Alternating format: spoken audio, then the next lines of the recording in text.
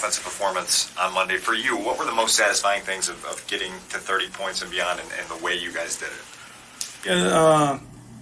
It was more about the way that we did it, more than necessarily getting 33 points or whatever.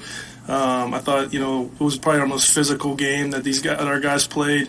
We had guys go down kind of in and out of the game, and so other guys had to step in a bunch of different reps, and there was no blink, and the guys were prepared to play. So I thought that was really a really cool part about that whole day was the play style, the physicality of it, and then when you needed guys to step in and play, they were ready to rock and roll. When it comes to the design runs for Justin in the game, how much of that was stuff that you planned to get to the season that you just hadn't gotten to versus you using the mini buy to install some new stuff that you had seen? We've been doing it all year. I think what we do with our entire offense is we try to get the premier play against the defense, and so they presented some cool opportunities for us that we were able to kind of get better angles and stuff with the quarterback run this past week. So we wanted to make sure we took advantage of it. It didn't hurt that we had an extra day, but as far as like necessarily creating a new offense, no, we didn't do anything differently from that perspective, and we went about it the way we kind of always do in our game plan part of it, and what gives us the best opportunity, what gives all 11 guys the best opportunity to succeed. So, how much did the hard hits he took against Washington weigh into that game plan? Into game plan on Monday night with he took all those hard hits against Washington, and then you guys. Yeah. He's been taking some shots all year. I think he's got. Washington was the big. Why? Geez, was that Houston? He got hit on the sideline like I've never seen anybody get hit. So this kid's been taking shots, and then it was nice though. I think and if you look back or reflect on this game, you had the all-out pressure where he took a pretty wicked shot this week, but it was just limited kind of to that one. And but I think it spoke to the guys up front, kind of giving them a little bit extra time, a little bit extra space.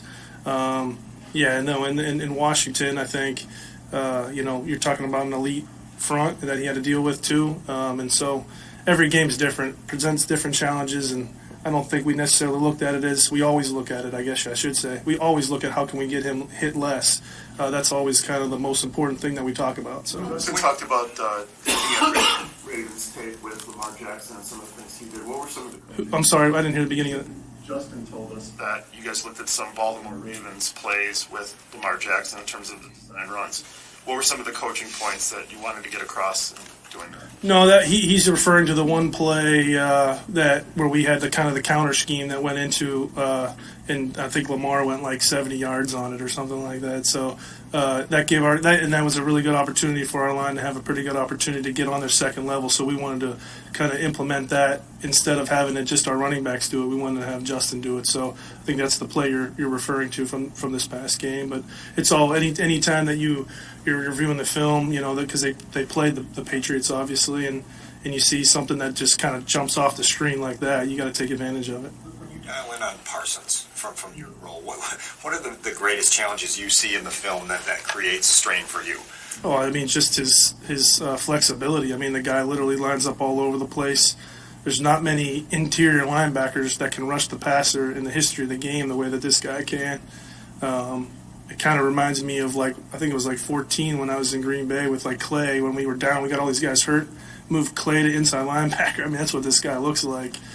He's amazing, and so the challenge of knowing where he's at and is definitely one of the biggest tasks and able to have success against these guys.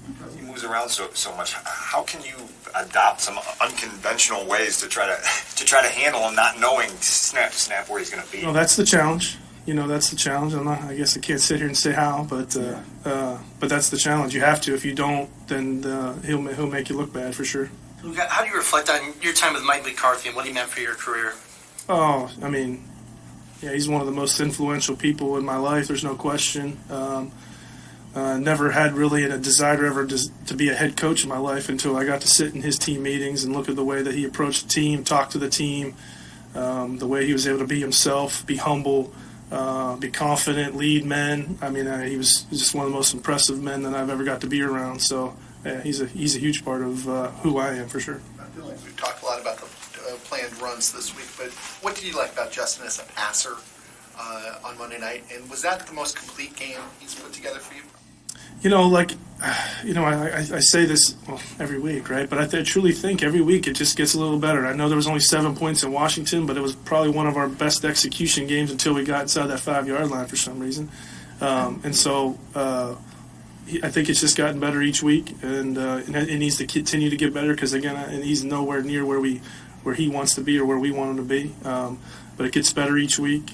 He's getting more confident each week. I think not only in our relationship, our scheme, but being on the field and understanding what it looks like, what it feels like, coverages, fronts, and all that stuff. And I think just as he continues to get that experience, it'll feel better. It'll keep feeling better to him. What could it do for his confidence? I know he doesn't lack confidence, but to go out on national TV, put it together, and be as dominant as you guys were. Any success obviously is something that is important to anybody, and as you continue to grow, it gives you a little bit of self-satisfaction that you're on the right track, right? But the kid he comes to work every single day, like whatever happened on Sunday, he comes on Monday ready to rock and roll and ready to work, and he's one of the most consistent guys in this building, and so he has a way about him that's. He's going to put in the time and he's going to do whatever it takes to help us win games when it comes to Sundays. Is Alex Leatherwood up to speed enough if he has to play it right, if Borum can't go with a concussion, or is that going to be a Riley Reef? Oh, yeah. Alex, it was a good thing that we kind of had last week to kind of get him a little introduction, and then it's kind of like the whole, these guys like Nikhil just not playing football for a while, kind of getting back in that football shape is a real thing. Pringle's going to be going through it now. And so we got to get these guys back in shape. As far as up to speed, I think they've all done a really nice job mentally of being ready to rock and roll. Competition for that spot then, like if Borum doesn't play. We haven't considered it or we haven't thought of it that way yet. As far as a competition, I think we just got to let practice play out and see where everybody is. And we didn't go full speed yesterday, so we really didn't get that opportunity. So we got today and tomorrow to kind of figure all that out. Justin mentioned yesterday how putting some of those good things on tape, like the design run stuff, moving the pocket, means now it becomes more of a challenge to replicate it because, the D coordinators and the defenses have seen it.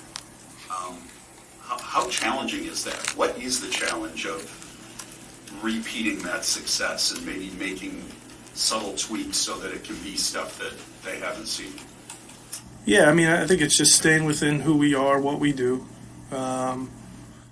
Guys have a lot of reps and believe in things conceptually, and we got to keep continuing to maneuver that through. That's what this league is. I think it's teams that do too much. It's hard to be good at it, and guys like teams that are really, really good, they usually do what they do pretty well, and then just make it look a little different to the defense, or defense makes it look a little different to the offense. So kind of the same thing, and that's the challenge of every coach across the league is to find ways to do what your guys do well without letting it be so obvious or predictable. Are you happy with Cole Kmet's production to this point?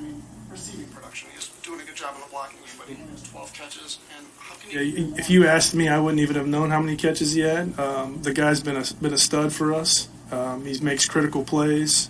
He plays as hard as anybody on this team. I was joking with our staff. I feel like whenever I get so excited when he has the ball in his hand because the way he's so violent, and he finishes each run. He's doing everything that we've asked of him. He's doing it to the best of his ability. He's being a great leader on the team too. So I'm probably always sounding cliche up here, and that's okay because I just really love the buy-in of these guys. Like I said last week, Mooney could complain about not having a touchdown either, and the guy's been just getting better each and every week in every part of his game. So and Cole's, in my mind, doing the same. I'm assuming that you've been around guys before who've been benched and haven't responded the way Sam Mustipher did.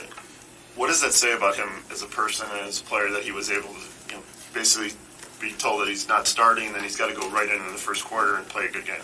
Yeah, that's why he's who he is. Since the day we met him, the guy's been a rock. I think everybody in that offensive unit looks up to him, respects him. Not only what he knows and but how his play style, all that stuff, and the kind of teammate he is. So, zero hesitation or a belief that he wouldn't have done what he did. What is Evan Jenkins bringing to the offense right now? Evan's been getting better each week, man. I just love his play style. I think this week was a really cool example of how he was finishing plays at the end of plays. Like his teammates are going down the field and they're finishing a run. He's going and knocking a guy off of the pile off of Demo, and like Tevin's just been doing a really good job of buying into that style and the way we want to play, and he's taken it and made it his own. I think he's mastering his craft at right guard, so it's been good to see. This may be a dumb question. But when you guys talk about the hot hand at running back, how do you determine that? Is it Just how is he doing with the ball in his hand? Is it something a little more, what's the look in his eye? No, I mean, I think it's we realize we have two backs that we need to get the ball in their hands, and so we're going to make sure that happens. As far as the hot hand goes, I think it's just kind of the way the way of the game goes. Like I said in Washington, I think it was the fourth quarter. Like I didn't want to stop giving it to David. He was just killing it. And then, this week, Khalil had a bunch of really good runs. He didn't want to stop giving it to him, but it's really good that we have that. I think balance is one of the most important things that we're getting better at each and every week. And so having those two guys on our side is a big benefit for sure.